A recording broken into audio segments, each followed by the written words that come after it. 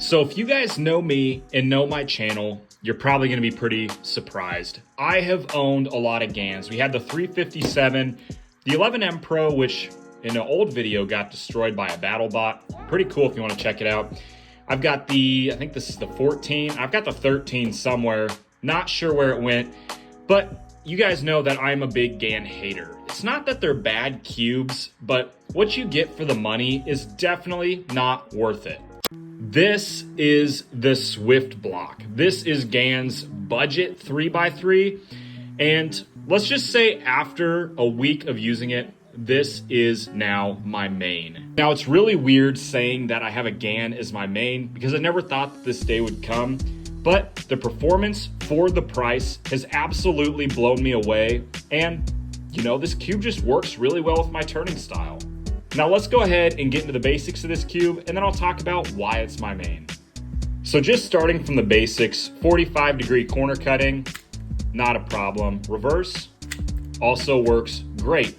That's something you pretty much expect out of any 2024 Rubik's Cube. Some other great things that come with this cube is we have corner magnets, we have edge magnets, and to a lot of people's disappointment, we do not have core magnets. I don't think that's that big of a deal, but some people, that's a deal breaker. Also, this cube is spring and screw based. This is not a maglev cube, which we can see in the top here. We do have an adjustable, I don't know what they call this, but I mean, you click it and it adjusts the cube. Not bad. You'll probably only ever see it once adjusting the cube for your first time. And I also wanted to point this out to you guys. The corner magnets are adjustable. Now, a lot of people would be confused why on a GAN cube, the edge pieces are not adjustable. And let me tell you why. So this is my custom speed cube that I'm working on. A lot of you guys have seen the videos. I'm taking a lot of you guys' suggestions, and we're working on this cube to make something more quick and cheaper than any GAN cube on the market. But I took this little piece as an example here. So this is our corner piece and our edge piece, and I made these magnets outside so you guys can just kind of see what that looks like here. And let me set my view. So these are our magnets inside the pieces, we'll imagine. So the edge piece, that magnet is gonna stay stationary right here. And our corner piece, as I said, is adjustable in the Swift block. So what that means is this is our closest area where we have the magnets together. Again, this is kind of exaggerated since it's outside of the block, but having the corner piece adjustable, see, we're able to pull that piece out and have less magnets, as we said. Now, if we take our edge piece and we move that magnet and make that adjustable, the edge piece is way too far to even magnet together. So what I'm trying to get at is having the edge piece adjustable is beneficial in a sense. However, having the corner piece only adjustable, they're able to keep the price down significantly on the Swift block cube. And again, it doesn't really make that much of a difference because by having only the corner piece adjustable, I think it's a fine decision on GAN's part. It's not really that big of a deal because, I mean, the amount of benefit you'll get by having both pieces adjustable is pretty negligible, saying that, you know, the magnets don't even reach each other that much by having it all the way in. So next up, we'll talk about the turning quick of this cube. So absolutely no complaints on my end.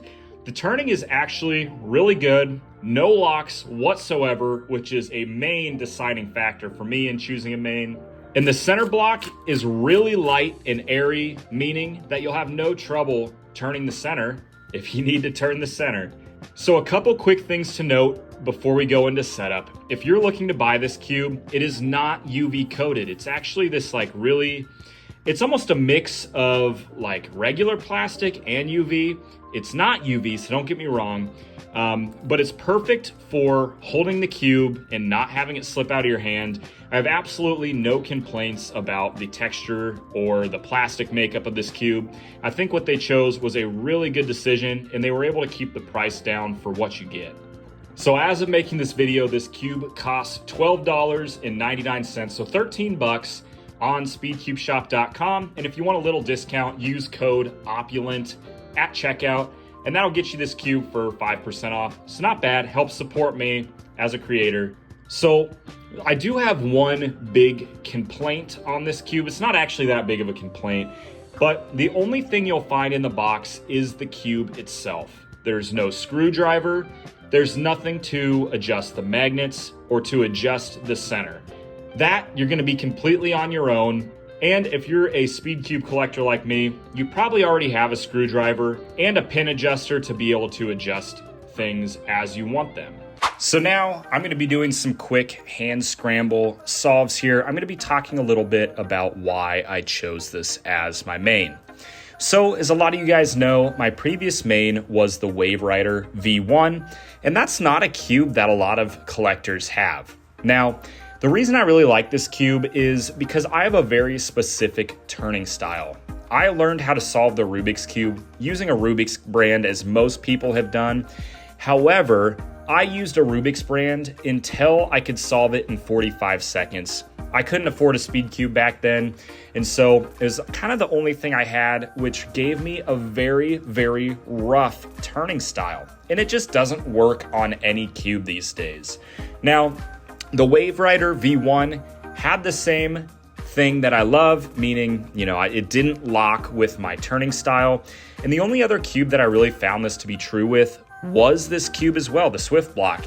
It doesn't lock to my turning style, and I love that. The cube turns really great, corner cutting's great, and it doesn't lock. That's all I really ever require out of a speed cube, and there's only ever been 2 or 3 Rubik's Cubes in the whole history of speed cubing that have fit that description for my turning style.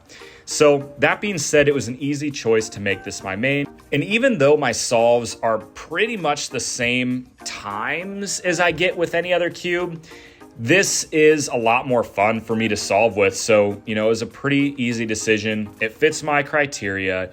It's fun to solve with. And so it is gonna be my main for the foreseeable future. And again, that's really weird to say. It's weird to hear coming out of my mouth, knowing that I'm such a big GAN hater, but price per performance, if you're someone like me, is a huge deal. So this cube was an obvious choice to make my main. With that being said, there's nothing else I really need to say about this cube. It's up to you if you want to buy it. However, for someone like me, this cube is a must-have in the collection. I appreciate you guys if you made it to the end of the video. Comment SWIFT if you made it to this point, so I know you made it to the end. With that being said, I appreciate y'all for watching. Enjoy the last solve here, and we will see you in the next video. Peace.